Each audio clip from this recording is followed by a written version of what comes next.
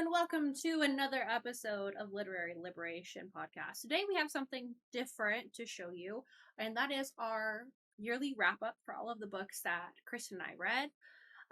If you would like to keep up with us on social media, Instagram and TikTok are at Literary Liberation, and you can subscribe for more exclusive, longer video exclusive. That's the word I'm looking for. You can subscribe for exclusive content to our Patreon, which is at Literary Liberation. And we also have a Twitter, which is at LitLibPodcast. Twitter is not very active. LitLibPod? Yeah, LitLibPod. What? It's just what? I can't ever remember what it is. I mean, are any of our social medias really active? Okay, true. That's, you know what? It's New Year. New Year, new us. I'm your co-host, Mariah. You can follow me on all social media platforms at Hungry Rye. And I'm Kristen. You can follow me at KRXXTXN on all social media platforms. And this is our yearly wrap-up that Yeah, I was gonna say, I was like, I did very little effort. I was gonna do a bare bones PowerPoint, like throw up screenshots from Storygraph, and Kristen is a doer. I think the issue is that I'm a procrastinator perfectionist, and so we did not finish this until like 2 days ago or something. Yesterday? It was literally yesterday. Oh, was it yesterday? All my days are like all together. I've been off of work for like a week now, so everything's just like melded together. The whole in-between time between Christmas and New Year's, I think, is always very weird for everybody, and I'm mad because I don't have a drink, so rip me. But anyway, so this is what I kind of threw together. Mariah did help. Obviously, I had to get Mariah's statistics and stuff like that, but if it's a little bit more focused on me. I did show Kristen how to plug in formulas. Mariah did teach me how to make a pie chart on Excel. I guess, not Excel, whatever, Google Sheets or whatever, because this is all Google, because that's the best way for us to do it together. So this is our stats for the year.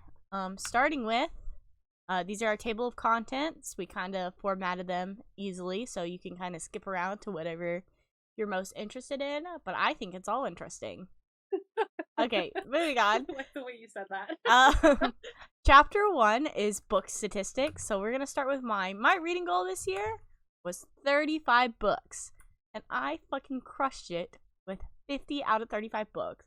I think it was September I actually ended up finishing my goal, so I made my new goal 50, but I didn't want to change, like, the reading goal on, like, Goodreads or Storygraph like Mariah did. So it ended up being a 143% increase, which is actually a 66% increase than what it was last year, and last year I only read 30 books, so 20 more books than last year, so I'm pretty proud of myself. And then the pages... That's a really good increase. I know, I'm very proud of myself. We'll see if I can finish 2 books today. Probably not, but we'll get there. So I ended up reading 24,112 pages, which I feel like you would think it's more, I guess, but I don't know. Like, I feel like it doesn't feel like a big number. But I mean, I think 24,000 is a big number, but it doesn't feel like a big number. And then next up we have Mariah's reading goal. My reading goal changed throughout the year. I very naively made my reading goal like 100 books, and I surpassed that very, very quickly. So I ended up changing it to 200 books, and I read 233. I think on Goodreads right now it's technically 234, but as of yesterday, it was 233. How many pages? I read a little over, as of right now, 66,000 books. 60. Shit. This is going to be very casual. 66,000 pages. Which, in comparison to Kristen's, we saw this yesterday. Thought it was super interesting how I read so many books. I read a lot shorter books. So my page number really is only like 3 times as much. Not even 3 times as much as Kristen's, even though Kristen has only read 50 books. So I think that's... But you read more than 3 times the amount of books I read. Yeah. Because some of my books were a lot shorter. I read a lot of short stories. Because you read almost 4 times the amount of book, but then you only ended up reading 3 times as many pages as I have. So. Yeah.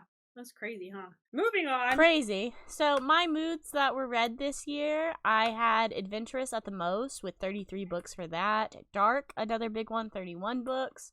22 books were emotional, 15 books were tense, and 15 books were mysterious. And then I also have like the miscellaneous, which is like informative, funny, whatever the other moods are and stuff like that, which is 23 books, which all of those I think ended up having like less than 5 books, so I just made a separate category for it.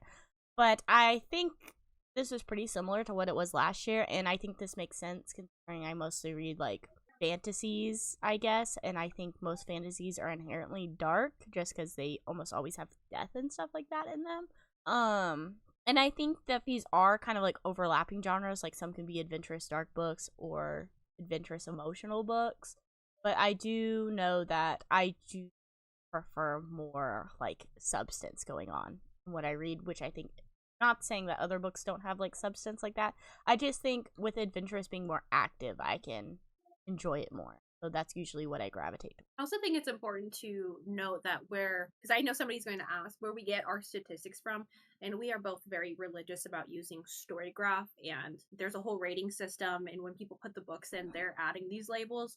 So I imagine as more users join and like tinker with some of the descriptions and tags for books, I'll be curious how it looks next year. I do love Storygraph. It is a Black owned app, and I pay I think the monthly subscription.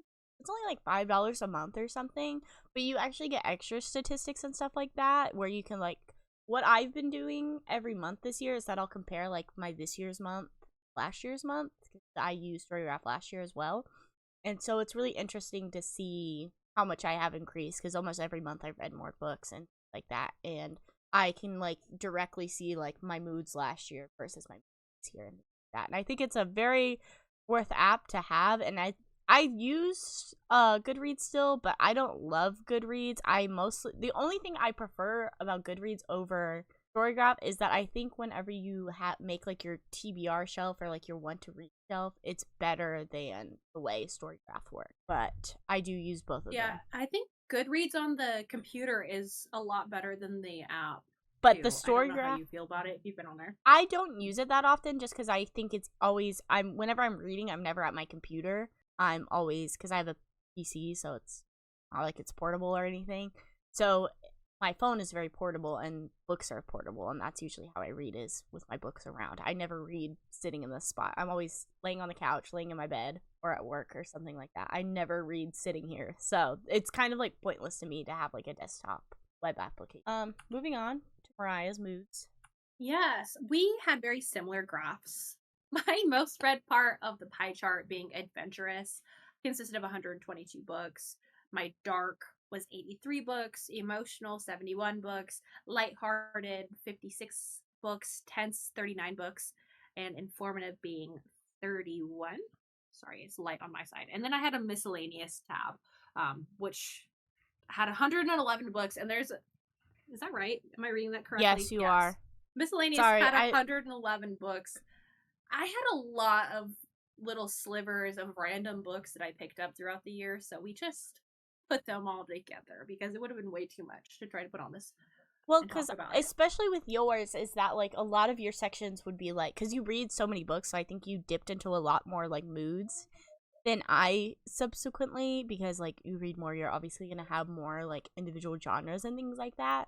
And so a lot of yours, because I ended up looking at a lot of Mariah's statistics to make these graphs, a lot of your like smaller miscellaneous ones, like I bet like, I think it was like 15 are like mysterious or whatever, 15 were something else, but then it would be too much for like this graph to have like all of those little slivers, because eventually you get to ones where you only have like 1 or 2 books in those moods too, and it's like, should you even highlight those moods at that point, because it's not like they were overall reading. If anyone's genuinely wants to investigate what these consist of, you can add us on Storygraph, and I think you can see everybody's and click the little slivers, and it'll tell you which books are which. Yeah, you can. I think if you friend people, you can see like their statistics and stuff like that, so you can really go in depth to what Mariah read this year if you're really interested in it. So my pace and page numbers I read a lot of medium paced books, which I don't know. I think usually I prefer medium paced books because I like having the slow moments and things like that. But I ended up reading 34 medium, 15 fast, and then only one book was slow. And the slow book I read was Anastasia, if anybody's curious, since only one. But I agree that this makes sense for me personally with my paces because I know I want to read. I like the more in between, but I do prefer fast over slow. Even though I did rate my slow book pretty high. And then the page numbers, this is widely different from Mariah's because I read 23 books that were over 300 pages but less than 499 pages. 18 of those books were 500 plus, and then 9 books were less than 500 pages, which is a very small sliver out of 50 books. Only 18%. I don't like reading short books. I feel like, personally, I can never really get as invested, I think, in characters whenever you read a longer book. And I prefer a longer series, too, so that makes sense. I can see that. You can ask Mariah. I always prefer to read, like, long series and like that. I prefer, like, getting to know characters all the time. Versus, I feel like whenever you read... Kristen sends me pictures of books from Barnes & Noble all the time, and they are the fattest fucking books. Bro, but that's just Kristen. But I don't read as much. I think if I read 230 books in a year, too, I would want to be reading a lot shorter books, too. But I think with your reading longer books, if you read less, I think it kind of makes up for it. But, yeah, because I always am like, we should read this series. We should read this series. And Mariah's always recommending, like, one-off books. Standalone 200-page books. Anyways, so... Now we are to my page for Pace and Pages. I read 107 books that were about medium pace, 88 books that were fast paced, and 31 books that were slow. And I think you can see this correlation in the graph, like which ones are slow and which ones are fast paced. Like they're almost identical charts. We read very similar amount of long, like 500 plus books. I just realized I only read 23 500 plus books. I read, which is pretty close to like what you read. I don't know. 18, I think. Yeah, 18. So you only read like 5 more. Yeah, which I had is crazy. 69, 300 to 499, and then my biggest section, which is less than 300 pages, was 141 pages.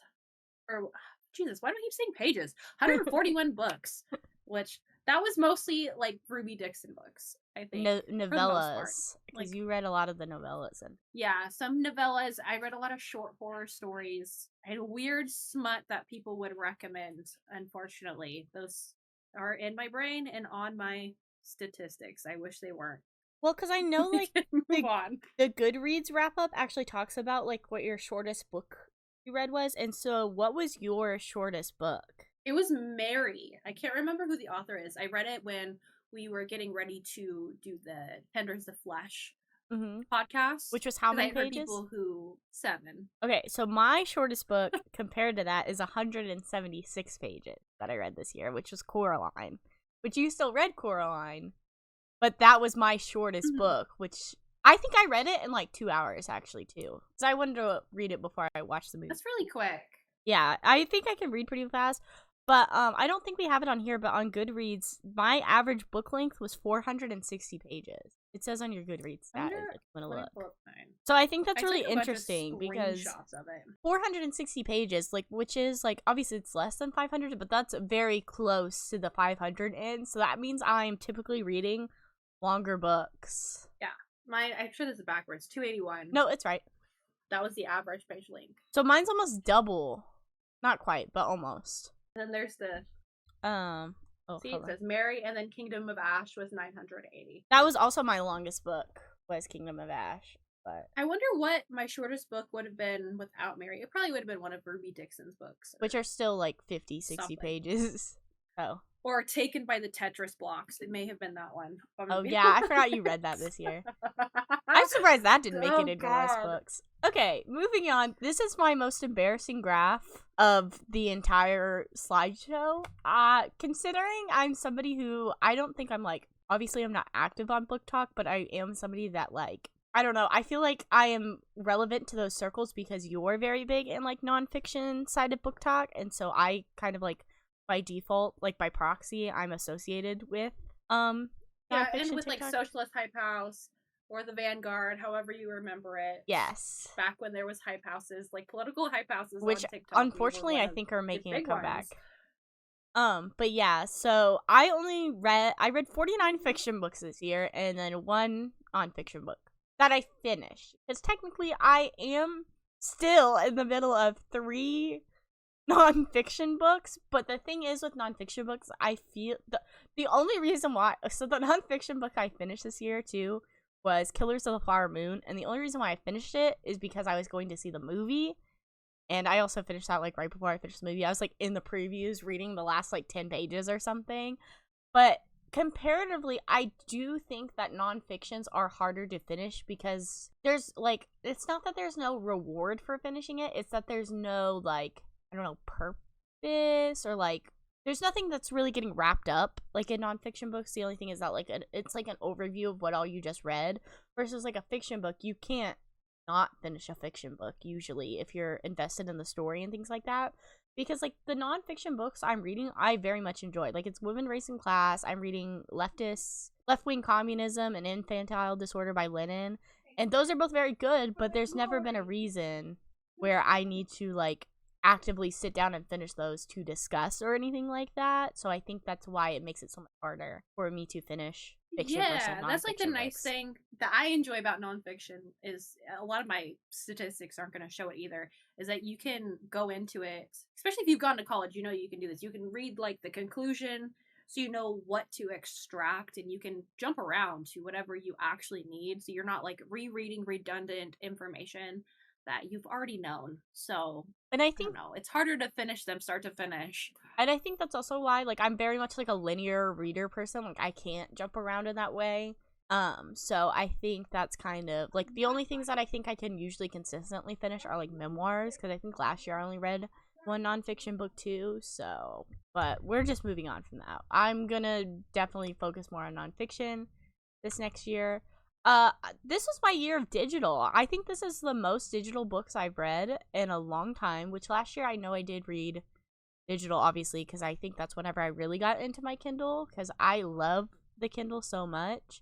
But half the books I read were digital, and I do think that did end up making me spend less on books because you can do it through Kindle Unlimited, which kind of works like a library in ways. 4 of the books I finished were audiobooks, which were all Percy Jackson, because I'm not a big audiobook listener and I don't know how I could personally do with audiobooks of something. I didn't add it to my DNFs because I was interested in the story and I'm going to actually physically read this book, but I was listening to the audiobooks for the Cruel Prince and I was enjoying it, but I just can't get invested in audiobooks like I do traditionally reading books. And so I think that's my main issue with the audiobooks. So the only reason why I didn't count it as my DNF because I'm planning on reading it and I did enjoy listening to it, but I know I would enjoy it more if I actually sat down and read it. And then 21 print books, which I think is good, still normal. But yeah, nothing to say about the print. I feel like everyone reads. But this is the most that I've like, I think that print was like basically in my minority, more than likely. But yeah, moving on from that. So here's my statistics. I read 196 fiction books and then 34 nonfiction books, which is pretty good. I think in 2022, I read like 20 nonfiction books, so I still read significantly more, like an additional 14. That's a good improvement. And then the fiction was just, it's for funsies. Like there was not a lot of substance to most of I'm like fighting something. I don't know what I got. Fighting for your life over there. I don't know what's going on. Dude, everything's going around right now. Okay, anyways. It's crazy. And then your format? The format. So this was my year of digital. I got the most out of my Kindle Unlimited subscription, I'm going to be honest. 137 books that I read digitally. I only bought a couple, maybe 2. So that, I think it's only like $9.99 a month, $11.99 a month. It really saved a lot of money because traditional print books. Probably you does. don't? Yeah.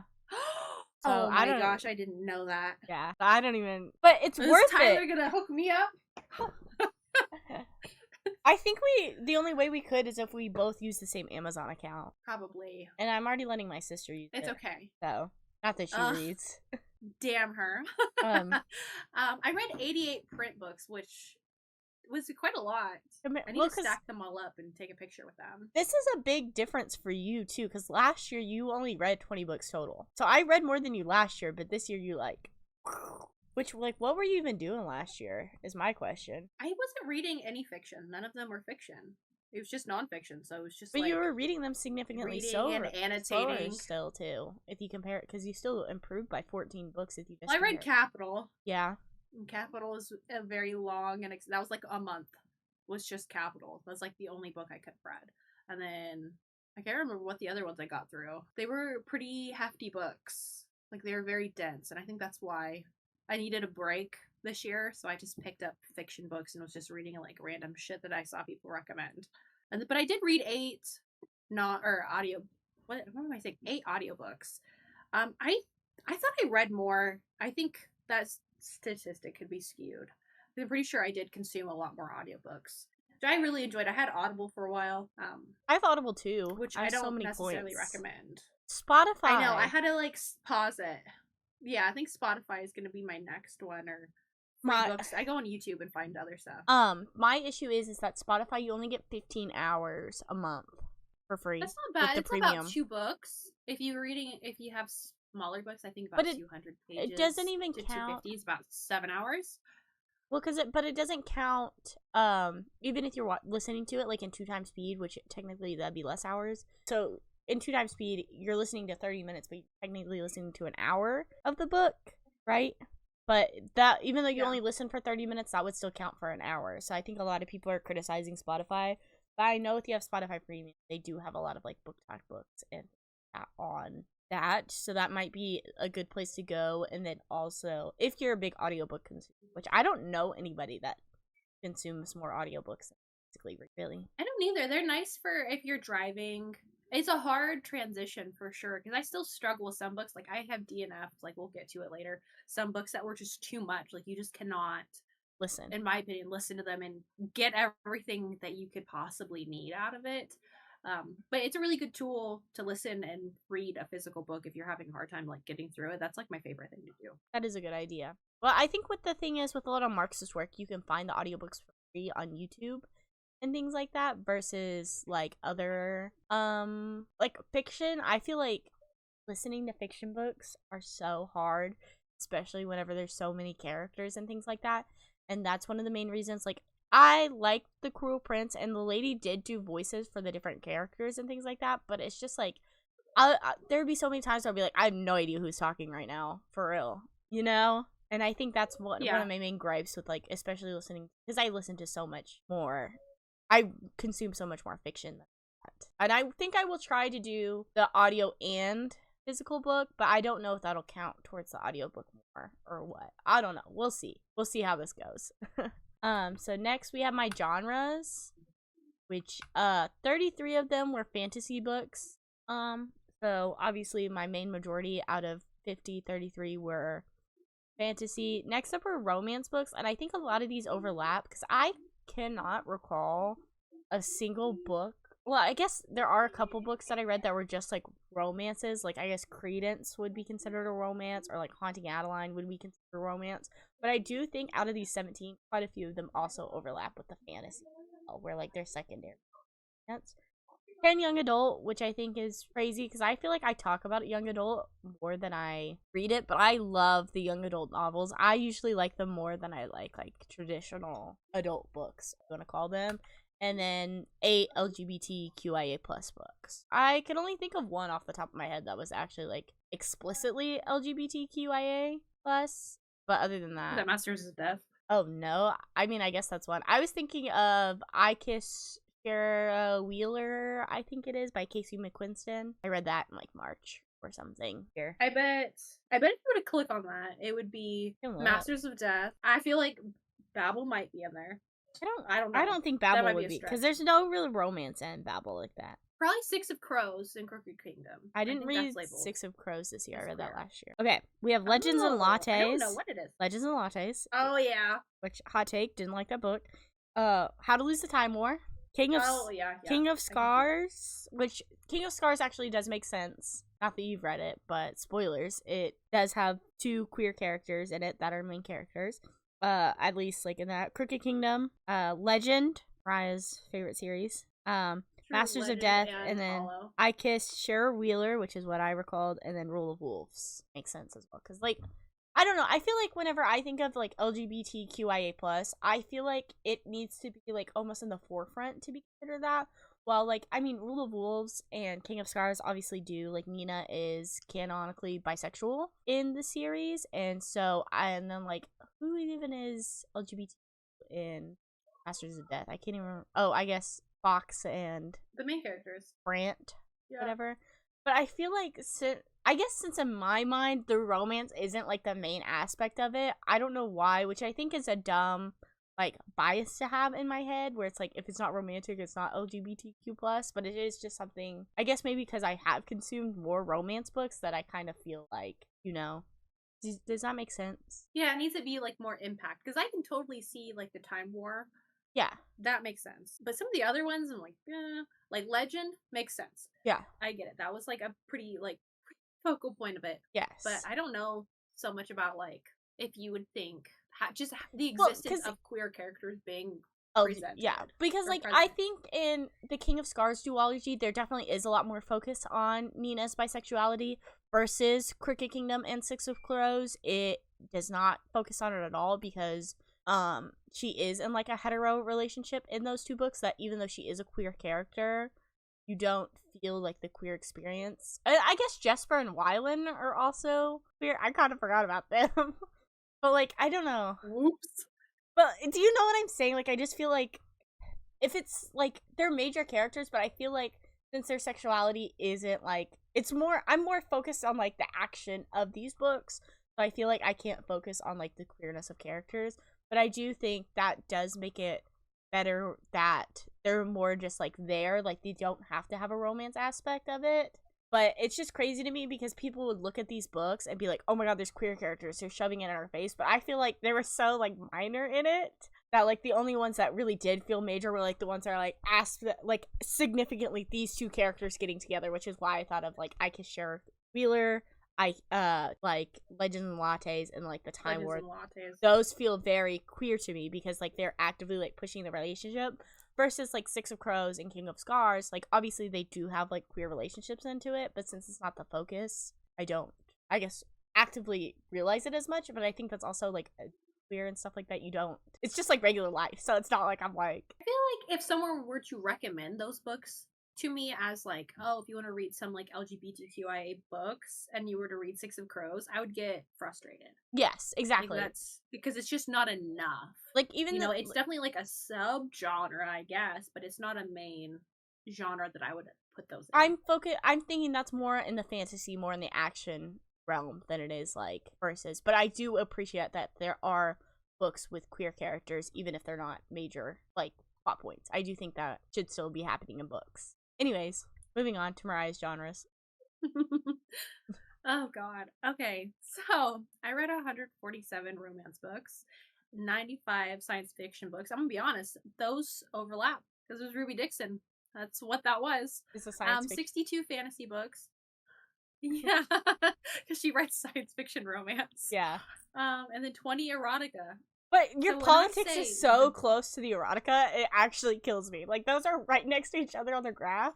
And the horror and the queer. Yeah, I keep it. They're but on like the same. No, like, romance, fine, science fiction, whatever. But the politics and erotica being right next to each other on the graph is what gets me. Which is weird that only, like, so less than 20 were labeled as politics, but I read 34 nonfiction books, and they were all political. Yeah. Like, they were all inherently political. That's all I read with nonfiction. Like, they're usually, like, a Marxist or communist or leftist thing. So I don't know what books were not labeled as. I wonder if they're more, like, politics, feminist. now that I'm looking at it. Well, because, like, they have, like, the feminism section and things like that, so I wonder if they fall more into those categories that it doesn't. Yeah, I guess because there is race, philosophy, feminism, and sociology, but I don't know. And then history is a pretty big section. I don't know. It was funny, though. Anyways. I didn't realize that. So my books and pages for the year, April was a very good month for me, and September were my two highlight months where I read 6 books those months, so that's a little bit, that's like 1.5 a week, I think. But it's interesting because if you look at April, that was one of my lowest pages read. So I must have read a lot of short books in April, but I don't remember what they are. But then November I also read 6 too. So I've really fallen off here in December though. You can see like my winter months are weak. It's January I read 3, and then this month I've only read 3 too. It's interesting. I don't know. I like looking at these graphs. It's cuter on Storygraph because they're like on one graph, but you can't do like the overlapping like plot points. Yeah, where you can see like a certain month like that. But I guess September and March are my big. So September I must have been reading long books because I almost have 4,000 pages. I think that's when we finished Throne of Glass. No, we finished that series. Like, and then No, we finished Throne of Glass I think in like August, September. No, it was definitely like July, August. Or maybe you finished Crescent City. I did because I read the first credits. I came there in September. Yeah, it was definitely like I think it was July. Honestly, we finished the last Throne of Glass. Maybe or remember. Ash.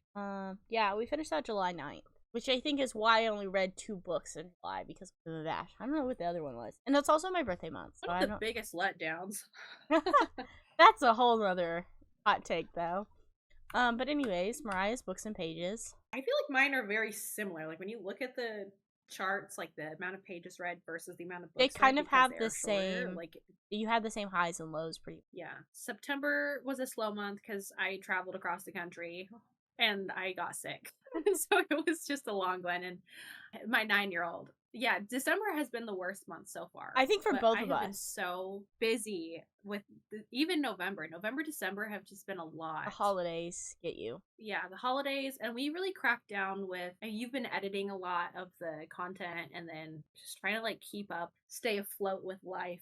I don't know what was going on in October. October was a high point. I feel like January, February is going to go up though for both of us. We'll see about that. We're resolutioners.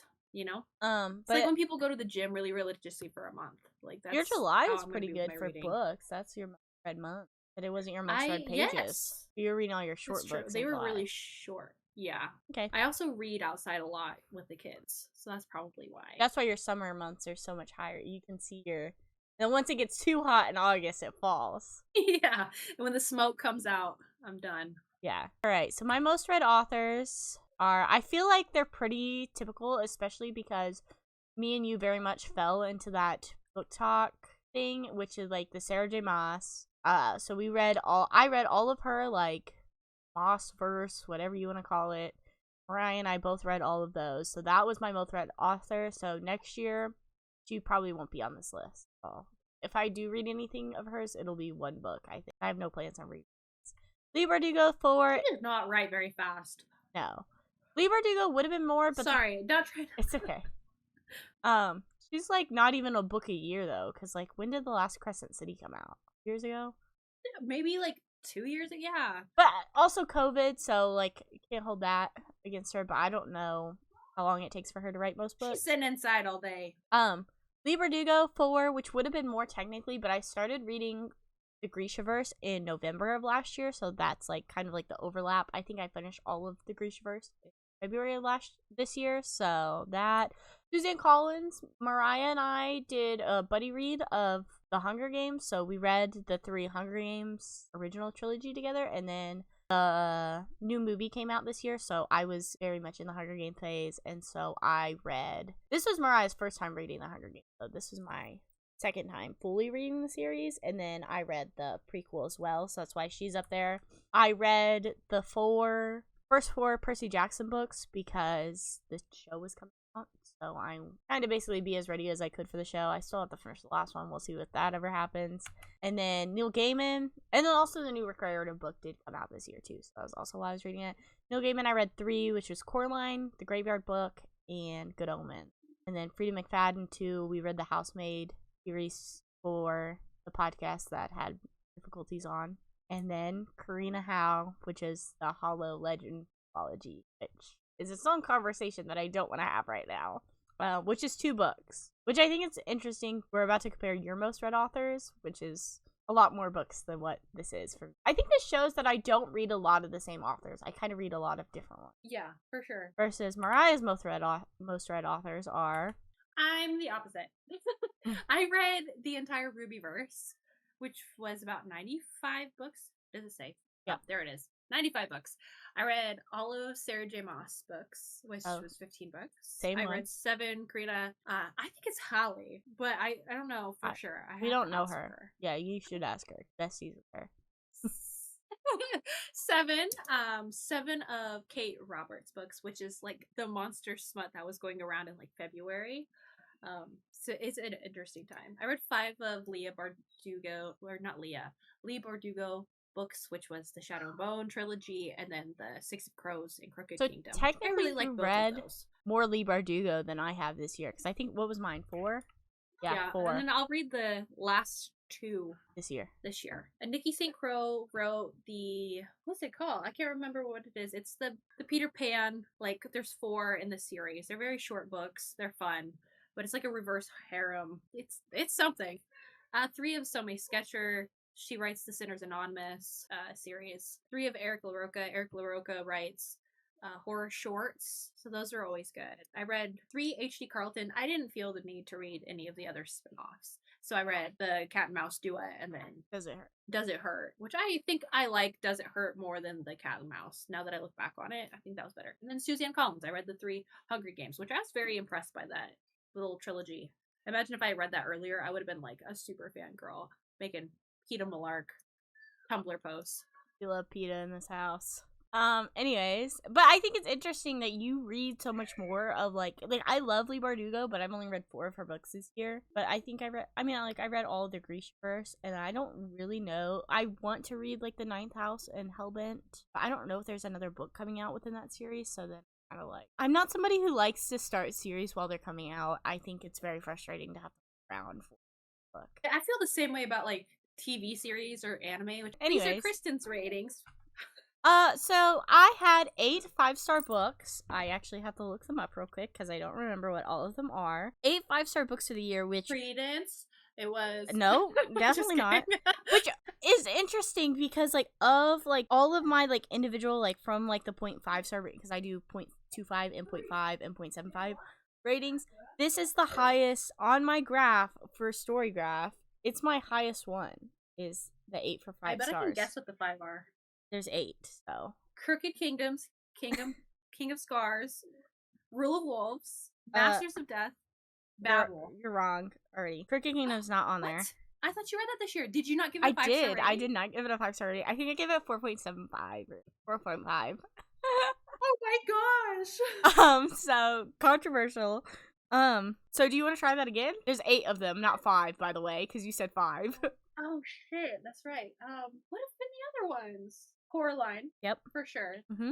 I think you gave Neil Gaiman's The Graveyard Book a 5-star. Yes. No, it was 5. Was it 5-star? Yeah. I think did any you give book. Good Omens a 5-star? No, I did not. Yeah, so I was close. Okay, so the first. Let's see. Okay, the first book I gave a 5-star read this year was on January 22nd, King of Scars. Obviously, love that book. The second 5-star read I had was Rule of Wolves, which is King of Scars number 2. I think, which is kind of crazy. I think that duology, I guess, is better than like the 6 of Crows duology, because I liked both of these books better than I liked. Because 6 of Crows is a 5-star read. I think I might have given Crooked Kingdom a 4.5. I don't remember, but so.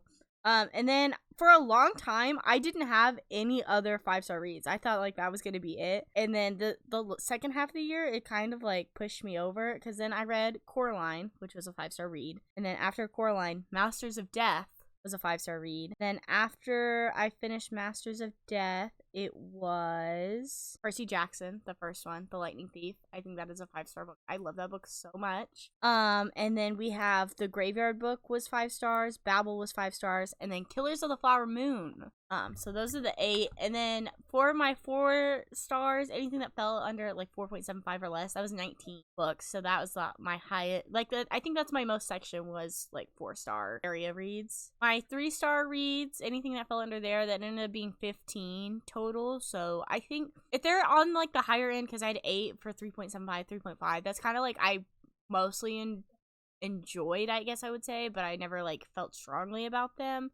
And then if it's like 3.25 or less, I kind of like just felt like they were like average, middle of the road. 2-star reads, I only had 4, which I think is pretty good. And then 1-star reads I also had, or falling into that 1-star category.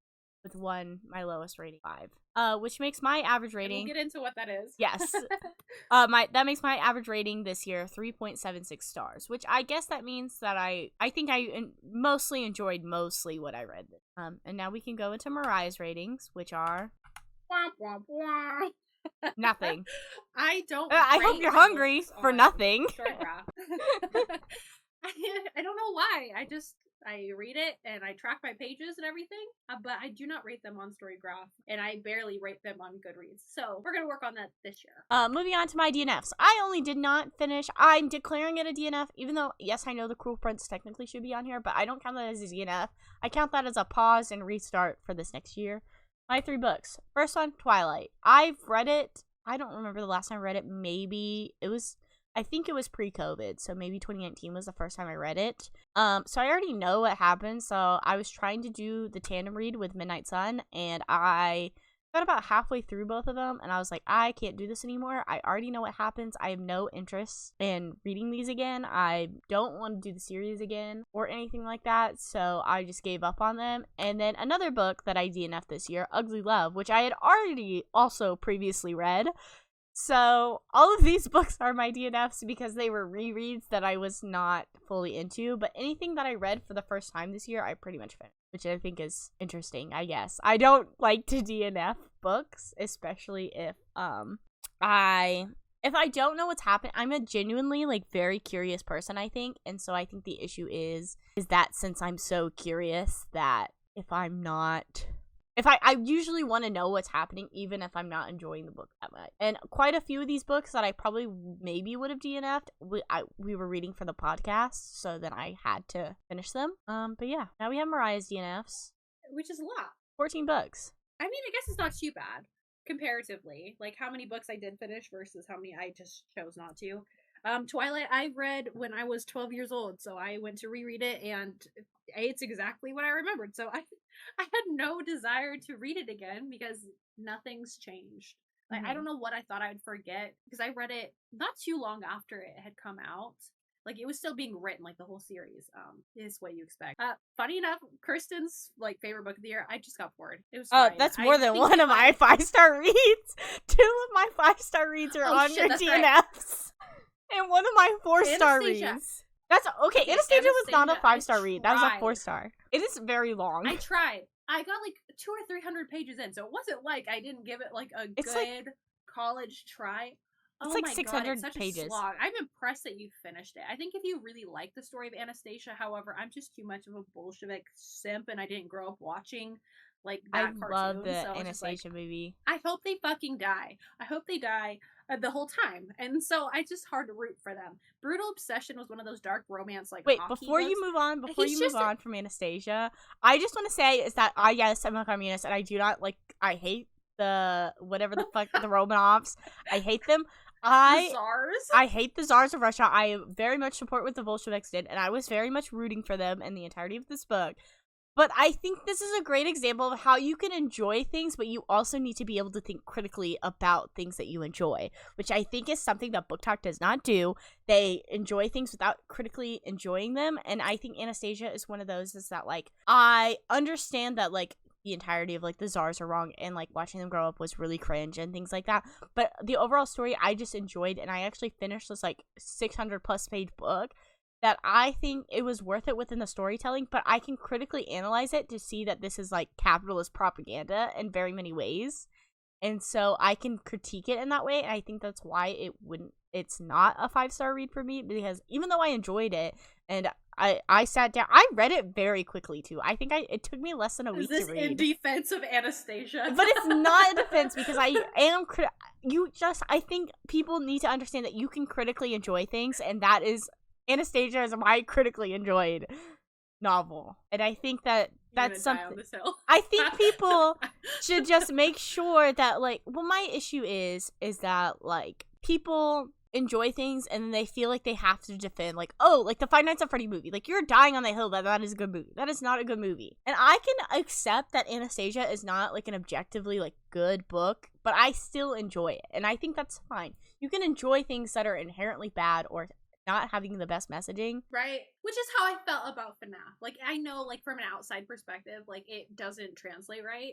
But as somebody that's, like, really into the fandom, I thought it, like, they did a pretty good job of, like, conveying what they were trying to do. But I do think that's something that not a lot of people, especially on the internet, they never critically talk about this stuff. And I accept the criticism of Anastasia's, but I'm willing to ignore them as well. The end.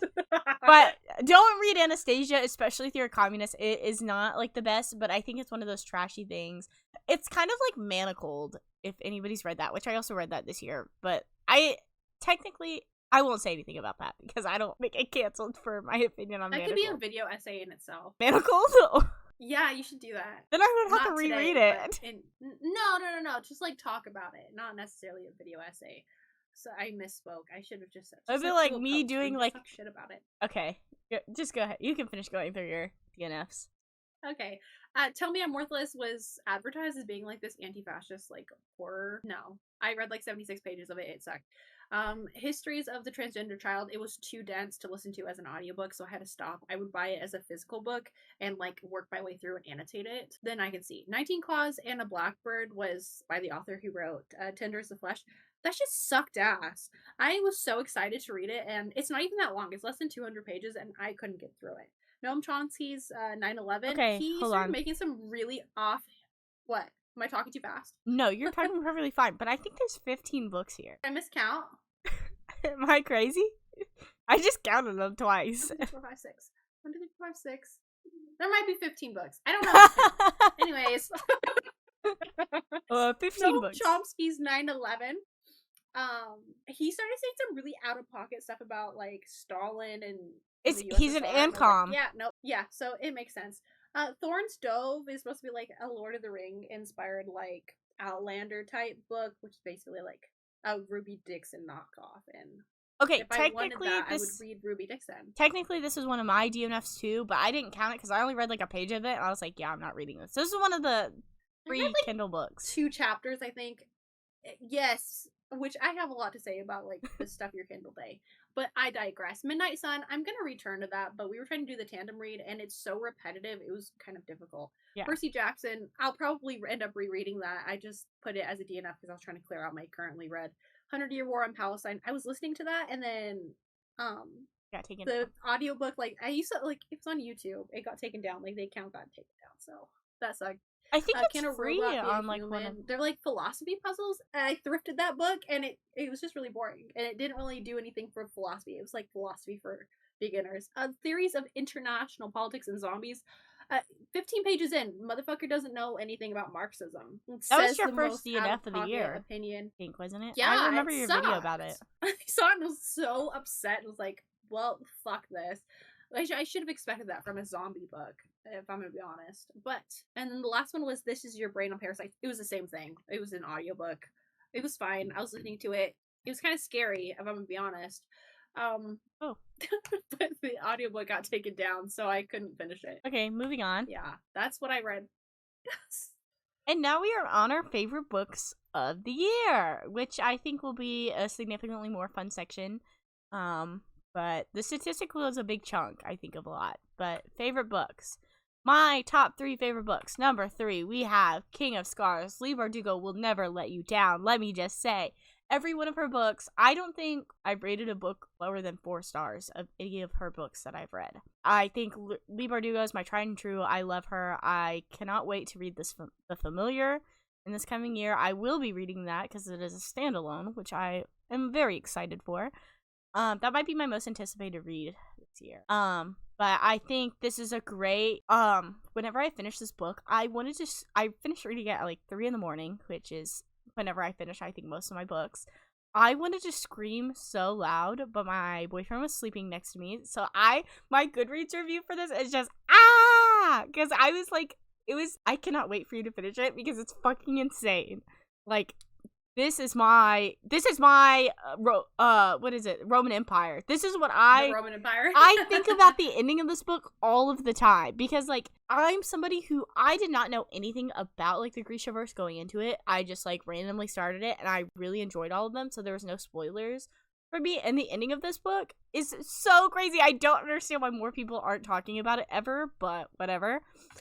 Second book, Masters of Death, which we did a podcast episode on like September, I think maybe, and I really enjoyed this book. This is something that makes me think about my own morality and like the morality of the people that I love and the things that I love and things like that. I think it's a beautifully written book.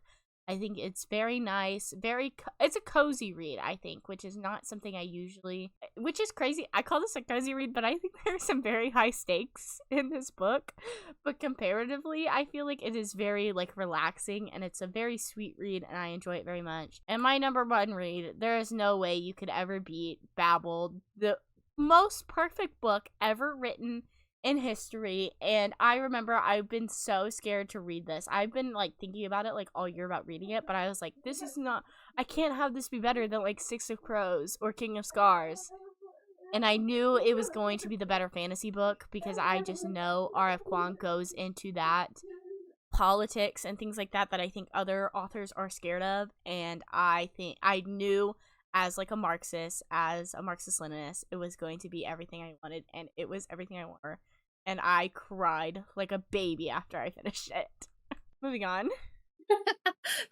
So my third up is The River of Shadows, which is Karina Halley's series, which is about like Greek gods and whatnot. It's very good. I think it leans more into like the Nordic. It's very interesting, like the conglomeration of like how she creates her universe in these books. There's a second one, and then the third book is on like hold right now. Very excited to read it. I think originally A Court of Mist and Fury probably would have been up here, but with SJM being a Zionist like piece of shit, not saying anything, she's not. I can't, in good faith, like recommend that to anyone. So I think this is a better alternative. It's got better smut, anyways. Second up, Ruby Dixon's Bound to the Battle God. Again, another type of book that has like gods in it. I'm realizing that now that I'm putting these in here. And then you do enough Percy Jackson. Like this. Is there smut in it? No. They're children. Sorry. Okay. You make a good case, and I'm glad there's not. This is not a Stephen King it moment. No. I digress. This really surprised me. After reading all of the blue alien dick, like this coming out of left field, it was quite incredible. I enjoyed it. Gives off like those Outlander being like put in a strange world vibes. I respect it, but that could just be the millennial enemy. And then number one is Babel by R. Is it?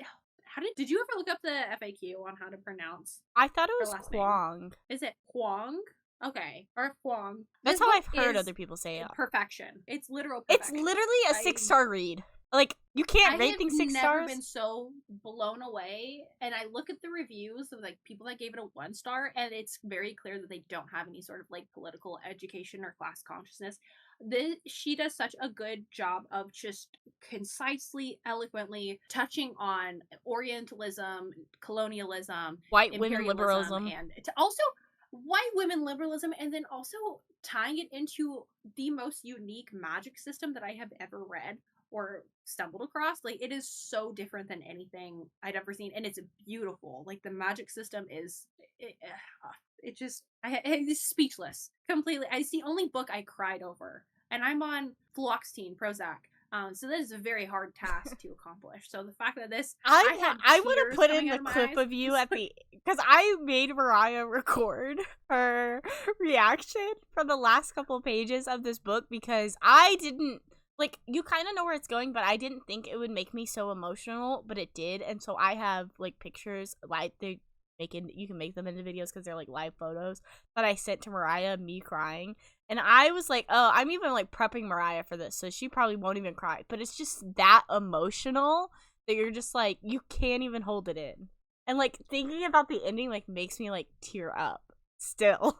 And it's been almost a month. It's just, I think it's because she does such a good job of character development that you really do get attached to the characters in this book. Even the ones that you end up like disliking, you still like feel like it's heartbreaking, soul wrenching. Like, it just makes me want to die. And I think this book is the reason I've been in such a reading slump for December. Because we Like both finished nothing it like early feels right. December. So we're going to read The Poppy War and Yellow Face, and then I don't know what I'm going to do after that. Like just never pick up a book again, I guess. There's no point in reading after that, I guess. Moving on, let's go on. After talking about how much we love Babel, now we can go on to the worst books we've ever read. I think most of these books are in like the worst I've ever read in my entire life, honestly. Like I had some very high highs and very low lows this year. So my third worst book is Mariah's Bestie. I'm very sorry, Karina, Allie, Hale, whatever your name is. I'm so sorry. This book, it was fine for the most part. I would say, I think I was going to give it, like, I think I gave the first one, like, 2.5 stars or something. It was honestly fine. Like, it was very middle of the road. The smut was okay whenever it was actually there. It was fine. Like, I didn't, like, adamantly hate this. The problem is, and I will never recommend for anybody to read this series just because the way that the epilogue, there's 2 epilogues in this book. The second epilogue is quite literally some of the worst things I've ever read in my entire life. It tries to be, and I'm going to spoil it, so if you don't want to, like, hear the spoilers for this, which is not really a spoiler, but it's so infuriating how it's written because, like, basically the main characters get invited to a party. The party they're invited to, Dorian Gray's, which Mariah did not know who Dorian Gray was, so I'm sure that had no effect on you whenever you read it. But Dorian Gray, if anybody is aware of, like, classics and stuff like that, Oscar Wilde has a novel called The Picture of Dorian Gray, which is, whatever, classic novel. Then, tell me why the next page you roll over. Oh, and then at this party, guess who was fucking there? Dr. Jekyll. What the fuck? Okay, so now we have 2 classic people. It was very out of pocket. I'm like, okay, what the fuck? Like, Dorian Gray, you're on thin ice. The Dr. Jekyll. Turn the page again. Guess who else is fucking at this party? Van Helsing? I'm sorry? The Slayer of Dracula? And Christine Daae. There's, like, so many people. It's, like, just, like, name drops of these random fucking literary characters that enraged me so much. And I understand that it's, like, a Legend of Sleepy Hollow retelling. So, like, Ichabod Crane is, like, a famous character. The Headless Horseman are, like, famous characters. That you're writing a fan fiction about that. That doesn't give you the right to add in all of these other, like, literary fiction, like, classic novel characters into the ending of your book just for, like, a quirky little party ending. Like, this, I probably would have not hated it so much if the last, like, 5 pages weren't like that. I read them and it literally, like, strange. Like, it was so, like, cringe reading it. I was very, like, cringed out, was, I think, my problem. It was weird because, like, in this book, I don't know if it was this one or, like, Hollow, where Ichabod is talking about how he had been with a vampire, right? And that, it was, like, putting out, that was supposed to be, like, the Dracula from, what was it called? Blood Orange and not Black Rose. I can't remember what the second one's called. They're great, but that's like the Bram Stoker's retelling that she did. So I thought that was the connection. It was so unnecessary to put that at the end. I was very disappointed. I don't know why. It almost felt like it was like trying too hard. I don't know. Like I think that's the issue is that like she was like trying to be like, oh, like look at these references I'm making, and they're just like, get these bitches out of here. Like, why even come here? That is my and a book that I think I actually rated this next book the same. Number 2, Tender as the Flesh. I'm not as actively upset about this book looking back on it just because it is almost so forgettable at this point. And I think my main issue is that with Legend, nobody recommended it to me. The only person that recommended it to me was not even Mariah. I started reading it before Mariah, but Mariah did recommend Hollow to me. I can blame me for Hollow, but I thought that was fine. It wasn't my favorite. It was fine. Very middle of the road. Legend, nobody on Book Talk is talking about, which I'm sorry, Karina, but maybe they should be talking about your other books and not this one. Tender as the Flesh, you saw it fucking everywhere. You didn't have a choice. Anybody that's recommending, like, horror books on TikTok, they're recommending this. And this is just the biggest, like, letdown in, like, literary history in my eyes. Just because it's so boring. Like, it's a weirdly written. It's awkward. I think that might be like a translation issue because I'm pretty sure it was translated from Spanish, but I think the concept is really interesting, but I don't think this is the best way you could portray the concept, and I do think it's very liberal, and I think that's like my main critique of it. And then my worst book of 2023 is Credence. Quite literally, I hate this book so much. I'm pretty sure this is like my own headcanon for this book. I'm pretty sure it's written by a fucking AI. Because Penelope Douglas, the fact that you're putting out there that you wrote this book, what? Why would you admit to people that you thought this in your head and you spent the time to write it out on paper? I would just come out and be like, actually, guys, that was AI. I was seeing if I could become a New York Times bestseller by writing an AI book or something. That's what you should do, because this is a monstrosity. This is quite literally the worst thing I've ever read in my entire life. This is my 0.5 star rating, and I didn't even want it. I would give it 0 stars if I could, but you can't give anything 0 stars, and I hated this book so much. It was quite literally the worst thing I've ever read. The quotes in it, the uncle fucking, the cousin fucking, it's all just like bad. It all builds up to being quite literally the worst novelization ever. And like, dark romance is fine. I'm not a big dark romance consumer. I will admit that. I am very critical of the Haunting Adeline duology. I'm very critical of like most like consent, non-consent, just because that's not something I'm personally into. But I also think that at least with like Haunting Adeline, I do think that some of like the smut scenes and things like that are written better, where you can actually be like, okay, I can see where someone would be like intrigued in this. This has no fucking right in any way, shape, or form. Nobody, if you're getting turned on by this, get some fucking help. We need to bring back mentally insane asylums for anybody that's gave this book a higher than a 4-star or higher. You need to be locked up in some type of place where you think this is how. We're abolitionists except for Credence enjoyers.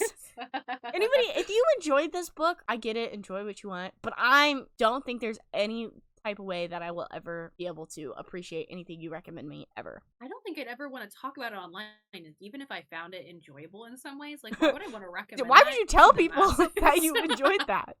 I just would love for like anybody that's read this, for their significant other to like see, like be like, oh, this is my 5-star ranking. Like, you're not gonna tell people this is your favorite book. If you're telling someone that this is your favorite book, I'm scared for you. I'm scared of you. I'm scared of a lot of things. That is absolutely terrifying. You should not.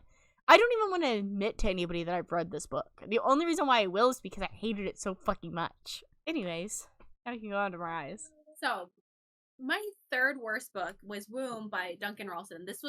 I read this when it was super, like horror book talk was super, super popular. There is so many problematic themes, and I noticed horror book talk does a lot of this. It's very frustrating.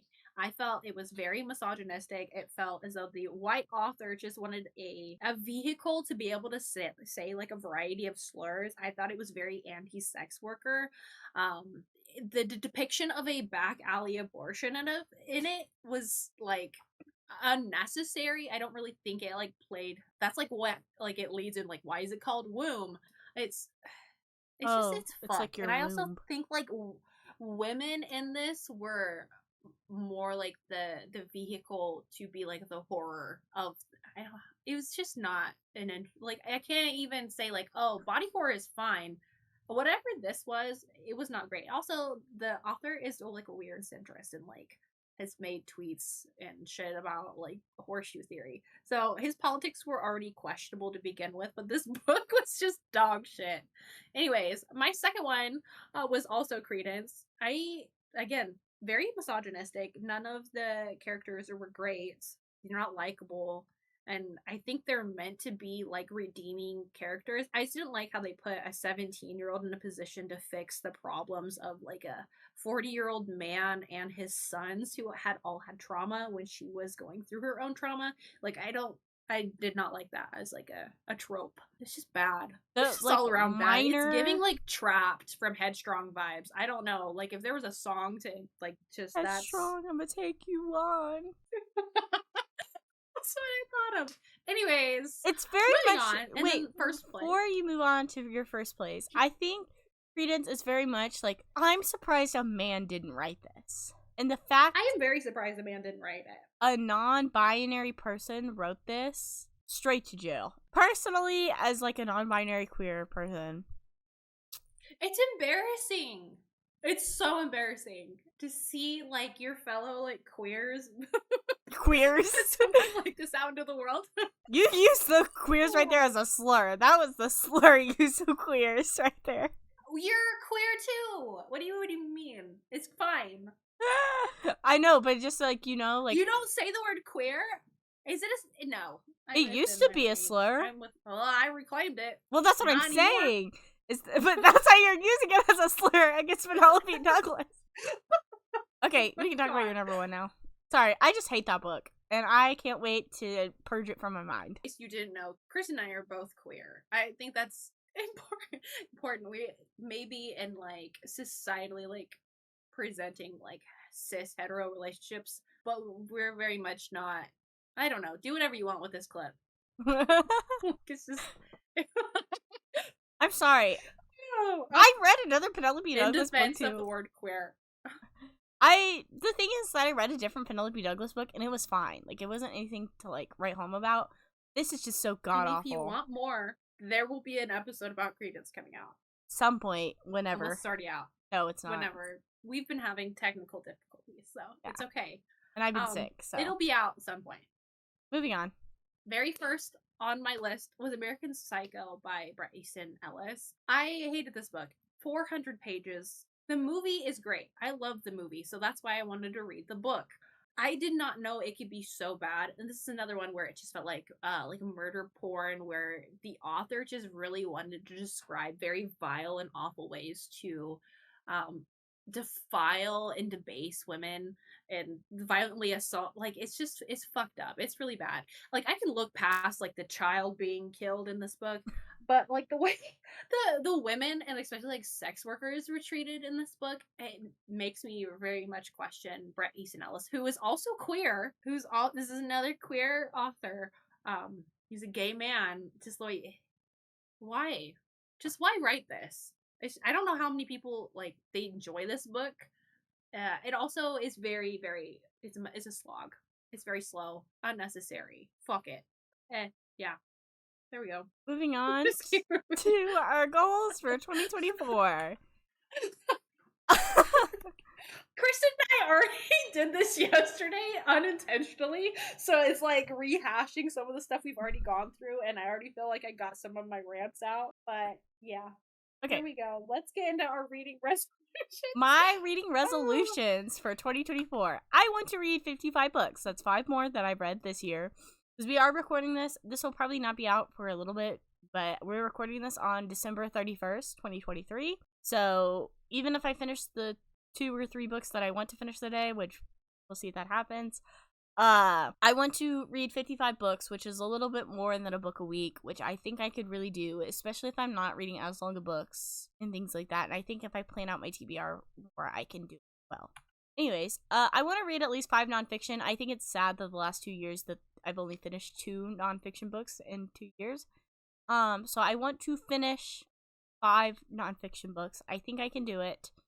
Especially because I'm in the middle of 3 right now. If I don't finish today, then they'll be at least finished next year. So head start already. I think I can do 5. That is my minimum. And I'm sure Mariah has some short ones that I can read too to get me there if I'm going through it. I need to DNF more books. I should have DNF Credence. I should have DNF Legend. Because we weren't even planning on doing podcasts on those, but I think we might. Tenders of Flesh, I couldn't DNF because we were doing it for the podcast. There are just a few other books that I think that whatever else I rated, like in the 1-star range or maybe even 2-star range, if I didn't love it, I'm going to try to be more critical about what I read unless I'm genuinely more interested. I want to listen to at least 5 audiobooks. That's 1 more than this past year. I think if I spread them out more throughout the year, I can get to 5 as well, because I didn't start listening to audiobooks till like September of this year maybe. So I think if I start it earlier in the year, I can get further into it. I want to read a classic. I didn't read a single classic this year. I think the classic that I'm going to read this year is Little Women. And I might save it towards the end of the year because it is a Christmassy novel. So maybe in like after Thanksgiving time for sure. But I have a couple classics that I've always been sort of interested in. But I think it's harder to read them because it's written old. And then I want to make a book journal, which I actually did make one on my iPad. I want to show you it, Mariah. It's pretty cute. I didn't make it. I actually found a free tip on my iPad. I'll have to show you it. And yeah, those are my resolutions. I think next year, whenever we do this again, we can grade and see how well we did on our reading resolutions. Oh, we can like check them off and Yeah. then put new ones. Yep, and like rank how well we did. Okay, Mariah's. So my first one is to read 150 books. I think that is more than reasonable. A lot of the books that I'm going to read this year are going to be a lot more dense and have more substance to them, I think. So I think that should be a good goal to reach. I also want to read at least 4 nonfiction books per month. That's about one a week with a little bit of wiggle room. I just have a lot of physical TBR nonfiction books that publishers have sent me that I need to get caught up on before I can receive more. So I'm gonna try to get through as many of those as I can. And I have a lot of like, I have the Che book that I've been wanting to get to. I have Cultish, so I think that's a good amount. And then that'll lead me to have about 48 at the end of the year. So that'll be an improvement from this year. I need to also review more books. I am pretty good about reviewing them, like the stars on Goodreads, and I finished them on Storygraph, but I don't actually do anything else with them unless they're nonfiction, and then I'll like talk about them on TikTok. But I'm gonna try to put more nuanced reviews online. I don't know if I'm gonna do Amazon reviews, or I don't know if you can. Yeah, I think just keep it on Goodreads. I'm just gonna. We're just gonna keep it simple. I'm gonna make a book journal. I keep seeing really cute book journals. I'm not gonna go over and above and beyond. I just downloaded, or not downloaded, I updated my phone recently and they have that journal app and you can put a picture. So each picture is gonna be the book and I'm just gonna write through my thoughts and feelings and like kind of make sense of the ratings for myself. And I think it'll give me more of a metric for my rating system. Because right now my ratings are all over the place.